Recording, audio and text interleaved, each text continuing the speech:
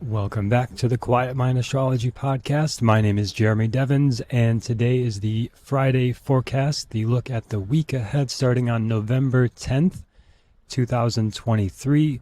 And we have 6 significant transits to talk about. And I'll start with a little overview, some of the interesting things that have happened in the last week since we had Saturn moving direct, and we are nearing the end of this eclipse season, closing out 2023. As always, you want to know your own birth chart to know how to apply this. So this is not just theory, but stuff you can really apply to your life.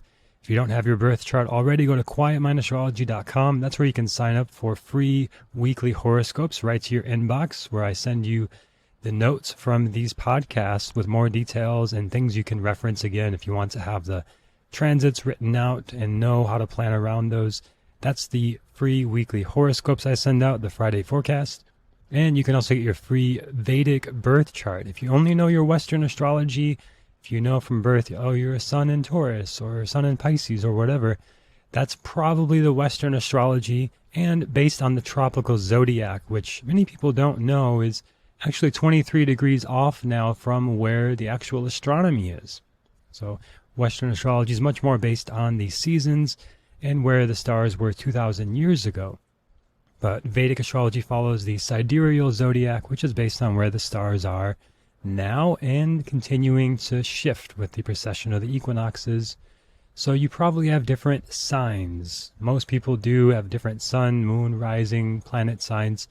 So Vedic astrology uses the sidereal zodiac. You can get your free Vedic birth chart at quietmindastrology.com. I also send out a free little training about how to read your chart there. So if you're new to this, I walk you through how to start to use it. And then here on the podcast, every Friday, I talk about the transits going on that affect everybody. Sometimes I'll do the sign-by-sign interpretations to go a little deeper. And this week we'll be talking about the new moon in Vishaka, the star of purpose. I talk a lot about the nakshatras, the smaller divisions of the sky here, so that you can work with these more specific energies, not just the signs that everybody knows, but the nakshatras, the lunar mansions, are much more detailed and in-depth. We'll talk about the eclipse season ending and some of the other big transits happening this week. And in the Vedic Astrology Mentorship, we are going through the nakshatras right now, going into a lot of depth. And it's super fun and super revealing. And the nakshatras are a really deep topic. I'll actually do an episode series here in the future about the 27 nakshatras, because it just takes time and repetition to really instill this in our perspective, where we can really use these topics and understand them. And every week on the podcast, I talk about them, especially with the new moon and full moon. That's a really good time to connect with the energy of the nakshatras and know how to use them. So we're almost in this new moon in Vishaka, and I've been talking to so many people in the last week or two about purpose. And the main topic that's coming up in the readings I'm doing is purpose for most people. A lot of relationship stuff has happened in 2023, but right now so many people are wanting to get in touch with their Dharma. And we talk about these 4 aims of life here on the podcast from the ancient Vedic texts, which are Dharma, Artha, Kama, and Moksha. Dharma, your purpose; Artha, your wealth; Kama, your desires; and Moksha, your spiritual path to liberation, which usually comes through meditation, spiritual practices, yoga, pranayama, mantra, these kind of things. So all these 4 aims of life I distill down to what I call health, wealth, relationships, and purpose. And usually we could use some exploration, maybe some improvement, maybe some attention on one of those areas more than others. And I think as long as we're alive, there is karma being played out and things to work with in these areas of our lives. And sometimes one is more strong than another. And sometimes one could use more work and attention than another. We have more karma to work through because of the dashas we're going through, the planetary time periods. Everybody's in their own dashas at their own time, based on their own time of birth. And you can see your dasha on the free chart that I give out on my website. But I go into way more depth in the readings I offer and in the mentorship I offer. But that is a great way to know the phase of life that you're in. Several years of a chapter of the story of your life. It's a 120-year cycle. Everyone goes through these dashas. Not everybody makes it to 120, obviously, but ideally we get to work through all of these different planetary energies in our lifetimes. And this dasha shows what is the main energy going on for you now. So it's always important to filter everything I say here on the podcast through your own chart, knowing your own strengths and weaknesses, and through the dasha you're going through, which I can't know for everybody listening, but I can know if I do a one-to-one reading with you, or if you get your free chart on my site, you can see that. And that's another series I'll probably do in the future here, is about each dasha, because that's a big topic as well.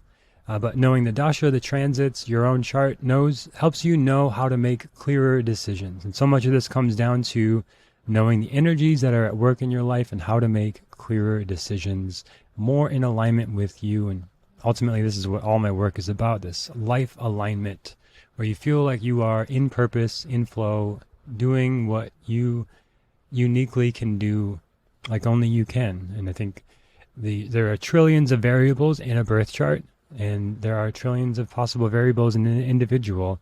And yes, there are patterns, but how you use those energies is all up to you. And we get down to quantum physics, anything can be a wave or a particle at the subatomic level, and it depends on what you're looking for. If you're looking for waves, you'll find waves. If you're looking for particles, you'll find particles. And when we're looking at our lives, if we're looking for this certain energy, we'll find it. If we're looking for that certain energy, we'll find it. Like they say, he who thinks he can and he who thinks he can't are both right. So it's really up to you of like how you choose to work with these energies. And I always show you like the shadow and the light side of all the possible transits. So you have choice in how to work with these energies.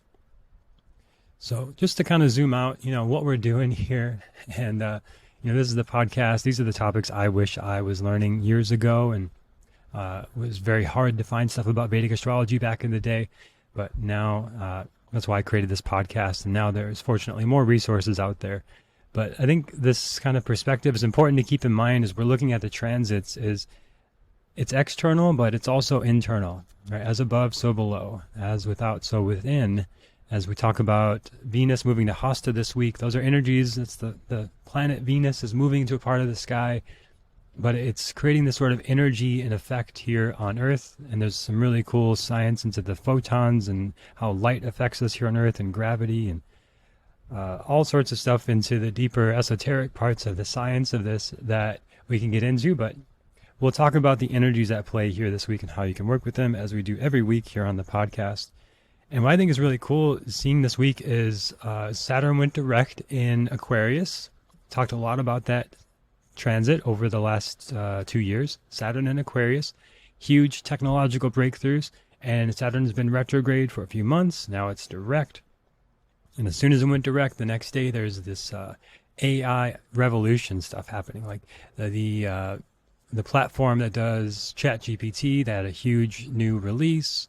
The Twitter or X AI, Grok AI came out. This totally new AI that's actually pretty entertaining. If you haven't looked that up, it's more of a playful kind of AI interface, chatbot, and it's created by Elon Musk and his team. And Elon Musk is a Gemini ascendant, so he has a very playful kind of energy, and that comes through in the Grok AI, which is kind of cool.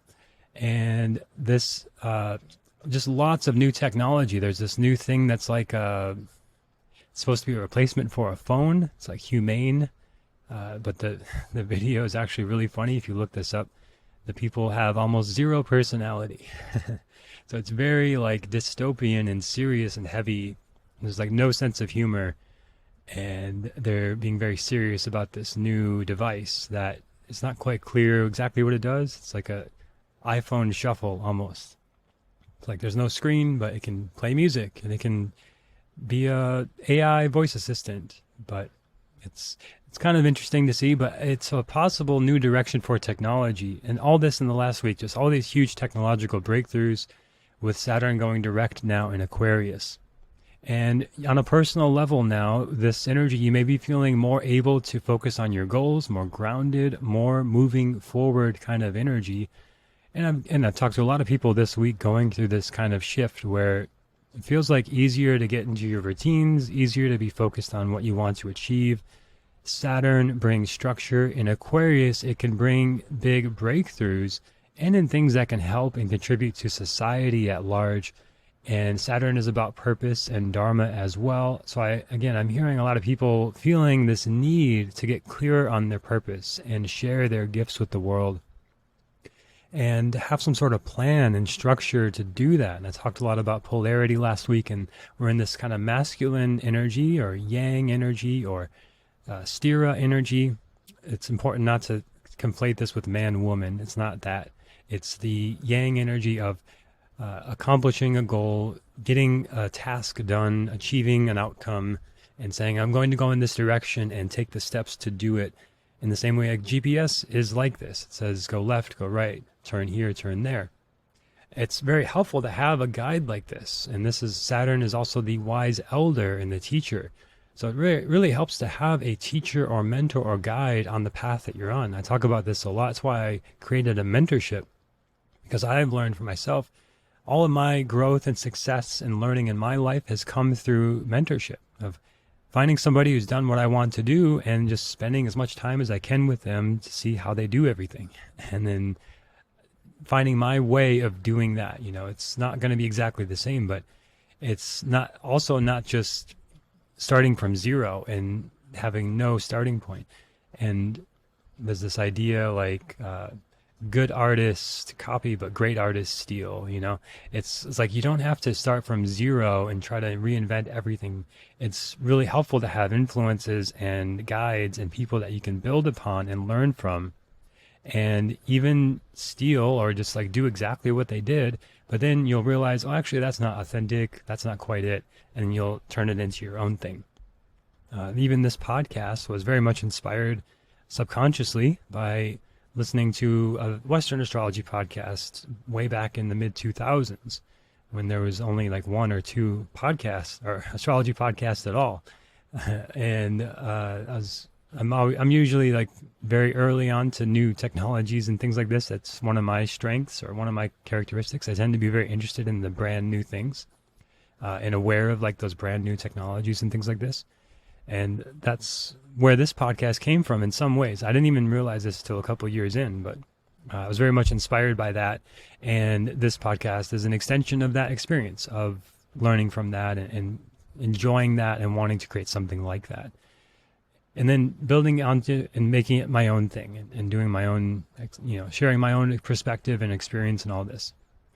So as you're moving towards your Dharma and your purpose and sharing your gifts with the world, you may start by following someone else's footsteps or having a mentor or guide. And this is in so many movies as well, like in The Matrix, Neo has Morpheus to guide him step by step. It's in the hero's journey. You find a guide and they help you go into this new, different world, and you ultimately come back to where you started, but you're a new person. In Star Wars, of course, there's Obi-Wan Kenobi and all this, and in all of these movies, there's Yoda also in Star Wars. So there's always these characters that are guides and mentors that can guide us forward in our lives as well. And basically, if you know you want to do something, then you find somebody who's done it and learn from them. And if you're in the phase of not sure what you want to do, that's where an astrology reading can really help and show you your gifts and your strengths. For example, like a Virgo ascendant would be very good at organizing and systemizing things, or Scorpio ascendant would be very good at creating transformation for others. An Aries ascendant would be very good at starting things, leading things, initiating projects, for example. So we all have these different strengths and tendencies, and you really have to look at your whole chart holistically to see those, and that's where a reading can be so helpful. And that's where advice falls short. Right? If you just look at just random advice on social media or in books or what maybe you think you should do or you're supposed to do or what family says, that advice is not taking into account your unique strengths and gifts. And it's really interesting. So much I see this, like you look at who's giving the advice and you look at their birth chart and it's like, of course they would think that way. Of course they'd be passionate about this. And that's not going to apply to everybody, right? They'll say like, oh, all you need is discipline. And you look at the chart and Saturn is so dominant. Or they say, oh, you just need to go with the flow. And you look at the chart and it's all water signs. These kind of examples. So it's very important to consider where you're taking advice from And oftentimes, intuitively, you're going to be guided towards those people who do resonate with you and do speak to what you want. But if you are trying to follow some advice and it feels bad and it feels like you're not enough and, oh my gosh, there's so much to do and they're so successful and how could I ever, you're probably comparing to yourself to things that they have that you don't have, or strengths they have that you don't have, or things you don't actually even want. Like I shared this meme on my Instagram recently, like a dog looking at a bird of like, oh, I wish I could fly like the bird, these kind of things. And if we compare a dog and a bird based on who can fly better, obviously the bird's going to win and the dog is going to be useless. Right? And when you compare yourself to others on their strengths that you don't even have, then yeah, you're going to feel useless. You're going to feel like lost and without a purpose. But if you compare yourself to really, I think just you should only compare yourself to yourself. And I think that it's fair to say that can apply to everybody, of what you know you're capable of what you know you feel drawn towards. You just know, like I want to share something with the world. And did I share something today? And maybe I shared more last week, or I didn't share last week. I could share something this week. And that could be in so many different formats, whether it's services, products, helping friends, helping community. A lot of the time, it comes down to just starting, just putting yourself out there. And for me, as a lot of Aries in my chart, that's easier for me to do and easy for me to say, but not so easy for everyone else to do. And I've given this advice in the past and learned that it's not quite how everybody else functions. Right? I can't just say, just do it, just start. Right? That works really well for me, but it doesn't always work for everybody else. And there's other strengths that you have. And it comes down to knowing yourself, knowing your chart, and kind of playing to your strengths. And I think a big thing with astrology is that you don't fall into the trap of saying, well, I'm just an Aries ascendant, so I can't finish anything. Or, oh, I'm just a Pisces ascendant, so I just got to go with the flow. I can't start anything. Right? That is not fair and not reality and not true. Right? It's really, you can use the astrology, I think, for your strengths and for your potentials, but I would never use it as a crutch or an explanation or an excuse of why you can't do something. And yeah, okay, I'm a Pisces ascendant, so I go with the flow. And I can know that and say, well, let's find somebody who's more like earth sign or earth strengths and like the grounded practical stuff, like a Virgo is the opposite sign, and work together, right? And find somebody who complements you. And modern times, there's all this emphasis on the individual and the identity, and everybody's a special snowflake and all this. And it's true, and I agree with this. But also we're relational beings. We're social creatures. We are mammals. We need interactions with others. We cannot exist in a vacuum. Everything around you is there because of someone else. Every single thing around you. This microphone is made by somebody I'll never meet, by a whole team of people I'll never meet. It's just endless when you start doing this and looking at how much we are connected and related, and how much we are not just individuals doing our own thing by ourselves. So if you need help, then yes, ask for help. And a mentor and sometimes a collaborator, sometimes somebody to work with can be really helpful. For me, I work really well alone and my own thing and very independent, but that's not everybody. So it's important that you, again, look to your strengths and focus on that. And don't let the weaknesses be an excuse or a crutch or a reason you can't do something. But be aware of them, play into your strengths and be aware of your weaknesses and how they may limit you, but don't let them limit you. It's my suggestion with all the energies going on right now. It's a huge potential time. At the end of November, when Rahu and Ketu move, we'll talk about that coming up soon. That will be a big shift in energy where you're in a new phase of life for the next 18 months. Everybody is going through this shift. We are on that path. You may be feeling it already. And Jupiter will be in Aries, uninhibited, unrestricted, unhindered by Rahu. Rahu and Jupiter together, it's a little bit harsher, but Jupiter on its own in Aries from November until April will be a great time for possibility, growth, expansion, new opportunities in your life. It will feel a lot lighter than it has. It's already starting to feel lighter with Saturn going direct, and I think you'll feel this sense of potential and possibility. And if there's something that you want to start in your life, this will be a great time to do that. And we'll talk about that more as we get closer to that later this month. And with this whole topic of purpose and direction in life, I think we'll have some clarity on November 13th with the new moon in Vishaka. We'll talk about this. But in your own chart, look to the 10th house. What's going on there? That's where you are in the spotlight, where you are in your career, where people see you, where you are sharing your gifts, where you are in your purpose. Saturn also shows you an element of this, where you have discipline and structure, or sometimes a lack of structure or a lack of purpose, depending on what's happening with your 10th house.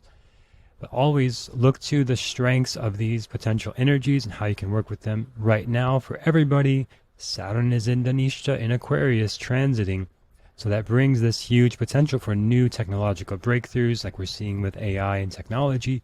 On a personal level, huge personal breakthroughs, huge opportunities to be of service to the collective of society and change society. We are also in revolutionary times and going through this whole transit of Pluto and Capricorn until 2039, where the whole world order is changing and the whole sense of government and money and all this is changing. All the structures of society are shifting. And I think there's a huge potential to focus on what we want to create and create that. There are a lot of people in the spiritual communities. I think David Icke is a good example of what I would say not to do. A lot of what he does is good intentions, but he's just continually focusing on fear. Right? If you actually just look at the energy of what he's presenting and how he's presenting, it's a lot of fear. And they're going to do this, they're going to do that, and they're doing this, they're doing that. It's like, okay, well, what are you going to do? What are you going to offer instead? And that is ultimately the question, I think, of these energies right now. Like, what do you want to offer? What issue do you see in the world that you could somehow contribute to? One of them that I see, and that I'm hopefully contributing in some way, is that there's a lot of people in the spiritual kind of world interested in this kind of stuff, but not quite sharing their gifts how they want to, not fully expressed, not fully authentic, not fully in alignment. Maybe very close, maybe in moments, maybe long stretches. But if we are harnessing our gifts, then naturally the world is going to be an amazing place where everybody is in alignment with their purpose, sharing their gifts, helping others, contributing to society, contributing to what matters to them, building their own health, wealth, relationships, and purpose. I think that's a beautiful picture of the future. And we don't really need to focus on, oh, there's this terrible thing and that terrible thing. It's like, okay, well, what are we going to do about it? We just need to know enough to say, okay, this thing is happening, not bypassing it, not ignoring it. Now, what am I going to do about it? Just posting on social media, just sounding the alarm, just being hysterical about it is not necessarily going to help anybody. It's just going to create more fear, chaos, and disruption. Some people, they have the strength, like a canary in a coal mine, like a lot of Sagittarius dominant people are very good at addressing this is the problem. I see the problem, here it is, name it, and not as much necessarily on doing something about it, which is more, there are different strengths and weaknesses in every sign, every placement in the chart. So yes, more Sagittarius dominant people tend to be very good at just sounding the alarm and addressing the issue and naming it, and that's great. And even then, they're still like, okay, what are you going to do about it now? Are you going to perpetuate fear and worry, or are you going to offer solutions? And even if it's just an idea or philosophy or perspective, which Sagittarius dominant people are good at, then that's great. We need that as well. And if it's action, if it's community, if it's service, there are other strengths, other signs, other placements. So that's my offering and suggestion to consider in this time that we're in right now, is look to your Saturn, your 10th house, your purpose. Look to Vishaka, where the new moon will be happening. We'll talk about this. And then that's where you can maybe plant a new seed of intention of what you want to create and offer in the world. So let's go into the transits now for this week. If you're watching the video, you'll be seeing the sky As I'm recording this is an exact picture of where the grahas, the planets, are at the moment of this recording. And then you'll watch them move throughout the week. So the first transit of note this week is on Saturday, November 11th. Venus moves into Hasta nakshatra. And we see here Venus in Uttara Phalguni moves to Hasta later into November 11th. And Venus and Hasta, Venus, the planet of love, beauty, connection, desire, passion, in Virgo, where it's considered debilitated, because Virgo is analytical and practical, and love is impractical, desire is impractical. So what do we do when we have this energy? Our desire is in some ways hindered and limited here in Virgo, where we've got to be more practical about it. And it's so grounded and serious, and we have to figure it out. Now, some positive sides of this is great ability for skillful and precise communication in relationships. So it's a very thoughtful energy. There can be increased focus on practical and useful aspects of love and affection, where if you can express your love through your hands, like massage, touch, nourishing, this kind of energy, Hasta means hand. It's inside of Virgo, which is a healing energy. So this can be very healing for relationships. Me personally, I'll actually be going into a bodywork training during this time. Now, a lot of you may know I teach yoga. Part of that sometimes includes hands-on assists and adjustments, and a lot of that is informed by my work in anatomy and physical therapy and bodywork. So I do bodywork trainings like this at times to just learn more about the fascia and the structure of the body and how to work with tensions and knots and pains and things like this and injuries. So from November 11th for 12 days, Venus will be here in Hasta. A great time for learning things like physical healing, hands-on assists if you're a yoga teacher, touch, massage therapy, body work, these kind of things. Good for detailed and meticulous expressions of love and creativity, very thoughtful, considerate energy. So you maybe want to plan some elaborate dates, very thoughtful gifts for a partner. Good time to talk about your feelings as well. And it can become overly analytical and detached from the feelings, like you're just in your head and not in your heart. So be aware of this. You can be overly critical or nitpicky. If you catch that happening, it's like, okay, it's just the Venus and Virgo. I'm going to step back. This will pass. It's not a huge transit. It's not a very long one. If you're getting critical, take a step back, take a breath. There's a risk of being overly focused on perfection, which can lead to dissatisfaction. Virgo loves to be perfectionistic, and Venus loves to go with the flow and follow desire and passion and not be so hindered. So this can be harsh on relationships at times. Again, if that happens, take a step back, go within, do your own practices, and this will pass. If you just wait a couple weeks, this will pass. You'll be in a different energy, different mood. It won't feel so serious and heavy and perfectionistic. The next transit of note is also on November 11th. The eclipse season ends this past 6 weeks. So you can go back to these podcasts about the eclipse season over the past several weeks and see the journey you've been on, the transitions you've made, the transits that have happened astrologically, get some perspective on what's happened. It's been a big shift of energy. For me personally, I moved to a new home. I feel this greater sense of connection. One of my friends from Santa Barbara, California moved here, so I've got more closer friends here. Another friend from Austin will be moving here to Mexico, where I'm staying in Oaxaca. And it's just a big shift around self and other. As we see Rahu in Aries, Ketu in Libra, and that was actually Ketu in Virgo at the very end of Virgo when the eclipse happened.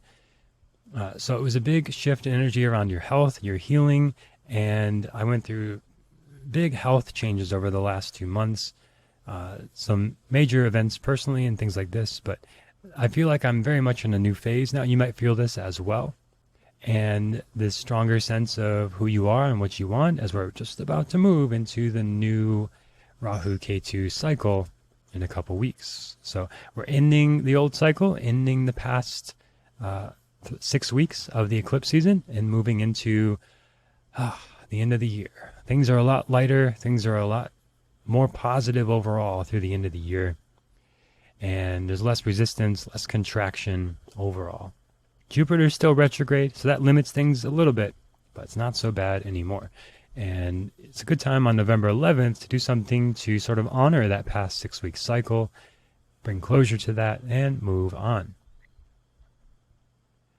Because on November 13th, we have the new moon in Vishaka, and can scoot the time back and we can catch that. Just about. All right, you see the moon, if you're watching the video, at 27 degrees, 26 degrees. It's right around 26 degrees. The sun and moon are conjunct there in Libra in Vishaka. Vishaka is the star of purpose. People who have this strong in their chart are ambitious, driven, and will figure out a way to reach a goal. Now, Vishaka can be in either Libra or Scorpio. In Scorpio, it's a bit more intense. In Libra, it's more concerned with relationships. And this can be a fresh time, or a time for a fresh time.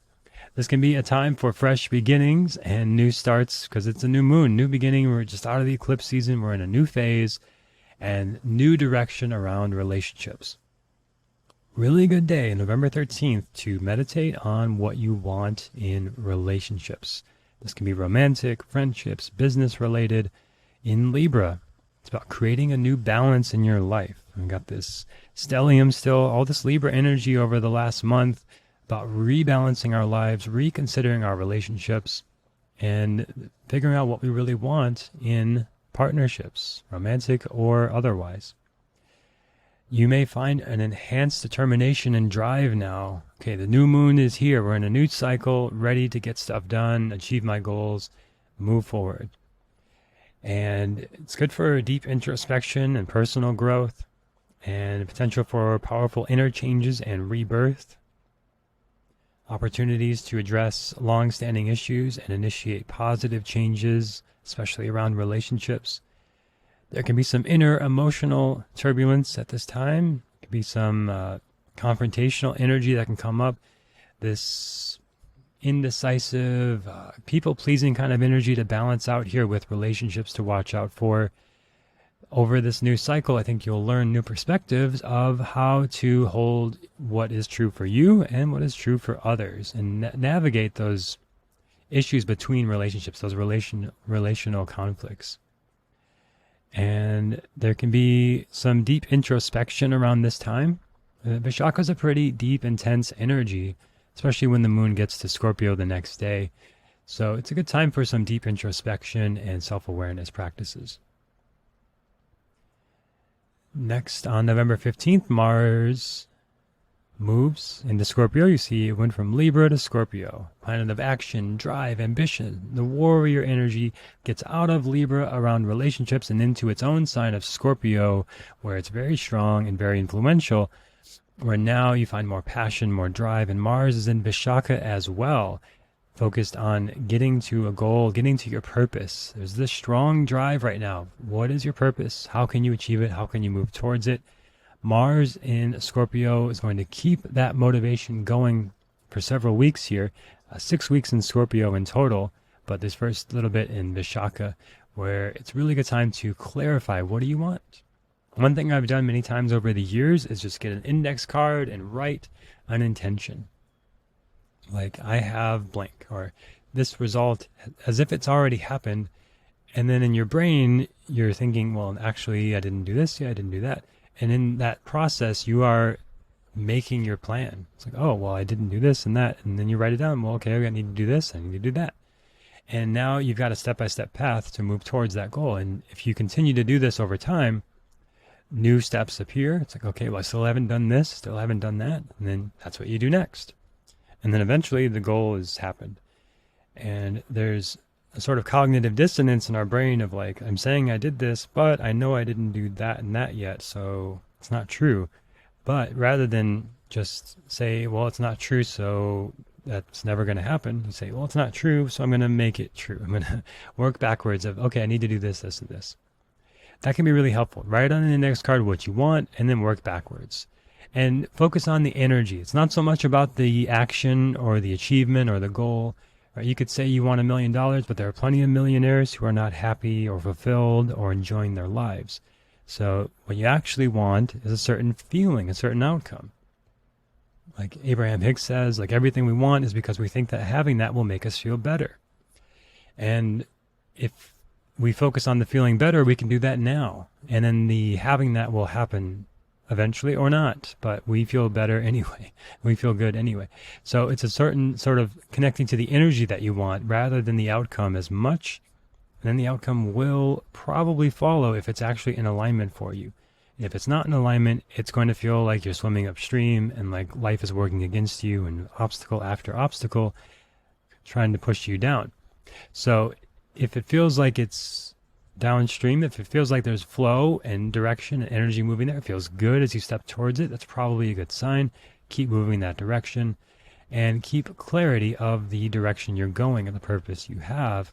This can be a really powerful, life-changing energy. Like you can get a lot done in this 6 weeks with Mars and Scorpio. It can be a huge time of personal growth, deep transformation, great time for doing yoga, astrology, deep transformational work. Then on Thursday, November 16th, the sun moves into Scorpio, as I talked about in the monthly forecast. Right there, sun moves into Scorpio with Mars, adding more passion, more fuel to the fire, more fire to the fire, more Agni, more passion, more drive. If you're not aware of Agni, this is a good time to become aware of it. It's your digestive fire, which also is associated with your metabolism, your focus, your clarity, your sharpness. A lot of people drink coffee to stimulate the Agni. And if it gets very stimulated, you have to go to the bathroom right away, right? So the caffeine basically makes everything move faster, physically and mentally. So it's one energy to work with. And if it's not fast enough, then you have sluggish digestion. You have all sorts of digestive issues, bloating, gas, all this kind of stuff. If the Agni is weak, if the fire in the belly is weak, you have these issues. So this is a good time to put attention on the internal fire, especially if you're living in the northern hemisphere and it's cold right now. Warm soups, root vegetables, hot foods, and the cold weather to balance things out. And it's a good time to attune to your purpose and your direction again. It's this new moon and the star of purpose, and Sun and Mars now in Vishaka as well. This is a great time to be focused on a goal. Have a path you're going towards and then walk backwards. How did I get there? And then start doing those things. And there may be habits, there may be one-time tasks, and you may want to have accountability and help to do this. You may want to have mentors and guides who have done it before who can help you. They will save you a lot of time. Mentors will definitely save you a lot of time and help you avoid a lot of mistakes. But this is a great energy, great time to move forward on your goals. Finally, this week, ending on Friday, November 17th, we have Mercury in Jyeshta nakshatra. We see Mercury down here in Scorpio. We're just going to jump ahead a few hours on November 17th and see moved into Jyeshta. And we have this stellium now accumulating in Scorpio. Ketu is going to be there at the end of the month too. So Sun, Mars, Mercury, all in Scorpio. Mercury specifically in Jyeshta. This is a deeply transformative energy which can bring deeper communication. Good for strategy and setting up a plan. Jyeshta can be manipulative. It also can just know how to manipulate things, which basically that word comes from like using your hands to shape something. It means something pretty negative generally now, but it's like figuring out how you want to shape something, how you want to direct something. And if we do it in secret and for selfish gains and harm people, then yeah, it's bad. But if we do it in a way that's just overt and clear and we're just trying to direct our attention and intention, then it's great. And things like using mudras, hand positions, like the Gyan mudra, most people know, the thumb and index finger touching. It's a great way to circulate energy in the body and direct your energy to center. All sorts of mudras you could explore here, but that's a good basic one. Good time to use mudras and use malas. If you like to do mala chanting, it's where you have the 108 beads. Each time you touch a bead, you chant the mantra, and then you do that 108 times. I love japa mala. This is the It's repetition, using the mala beads as a tool for repetition of a mantra. I love this practice. I've done it for a very long time. A great time for doing this practice during this transit over 9 days. Friday, November 17th is where it starts. Good time for deeper research and investigation. A good time for intense and focused mental activities. There can be some secrecy or hidden agendas in communication. You can become paranoid. And if you go too far in that path, just take a step back, Slow down and come back to yourself, come back to your practices. Can be overly critical and confrontational. There's some of that energy going on this week. There's some risk of misunderstandings and power struggles in communication. And there is some deeper stuff moving, right? So it's good to be intentional with that, like kundalini yoga, meditation, mantra, pranayama. Use that energy intentionally. Work on the back side of your business, the things that people don't see, like the admin stuff. This can all be very helpful. The back end of your finances, the software you use, the apps you use. Good time to put attention on that. But if this starts to show up as you're being secretive or cagey or you're hiding things, you start to get into gossip of, oh, she said this, but she did this, and can you believe that? And all that stuff, that's also Mercury and Jyeshtha, and that can be really destructive and really just like useless, right? It's just like drama. And if you need the drama in your life, you're probably not in your purpose, because there is plenty going on. When you're in your purpose, you are very busy and you don't have time for that stuff. I saw this other great meme recently. Of course, I'm loving memes lately. It's our modern art form. It's basically like, if you want to get rid of the drama in your life, just make sure you start drinking enough water. Drink water every 2 hours, and you'll be so busy going pee that you don't have time for the drama. So that's one strategy as well. But if you notice you get into this gossipy stuff with Mercury and Jyeshtha, just maybe you need to redirect that to your purpose. Maybe there's something you're actually just like not getting to the depths of your soul and yourself and your essence, so you're doing this sort of sideways, getting to the depths of some drama. There's also like a deep investigative energy here, so maybe you get into some depths of like research and investigating a topic you're really interested in. That could be cool. But overall, it can be a very transformative, powerful energy. So again, to review this week, it's a great week to be focusing on your purpose. I talked a lot about that up front with Saturn, the 10th house in your own chart, how to work with this. And then the transits, Saturday, November 11th, Venus and Hasta for 12 days. November 11th, also the eclipse season ends.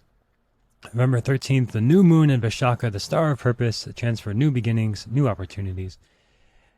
Wednesday, November 15th, Mars in Scorpio for 6 weeks, giving you this drive to get stuff done. And then also on November 16th, the sun in Scorpio in Vishaka, also bringing more fuel to that fire, more passion, more drive, more creative expression of how to do this, stepping into your authority and leadership in these deeper ways. And then also, finally, on Friday, November 17th, Mercury and Jyeshtha in Scorpio, bringing deeper research and this desire to understand and go deeper into a topic, which can show up in negative ways and manipulation, but also can show up in deeper understanding of yourself and your purpose and sharing your gifts on a deeper level. If you want to know how to apply this to your own chart, you can check out quietmindastrology.com, or you can get your free birth chart, free weekly horoscopes, the Vedic Astrology 101 course, and in just about a month, Mindful New Year is coming up. We're going to plan 2024, plan your whole year in a day in sync with astrology. One of my favorite offerings, the 6th year running, I believe, for Mindful New Year. That will be coming up in just about a month on 12/12/23, December 12th. Online. So stay tuned for that. And maybe in Austin, Texas as well. So confirming the details on this. If you're in Austin, Texas in early December, you may be able to join me live for a Mindful New Year workshop in person in Austin, Texas, my old home base.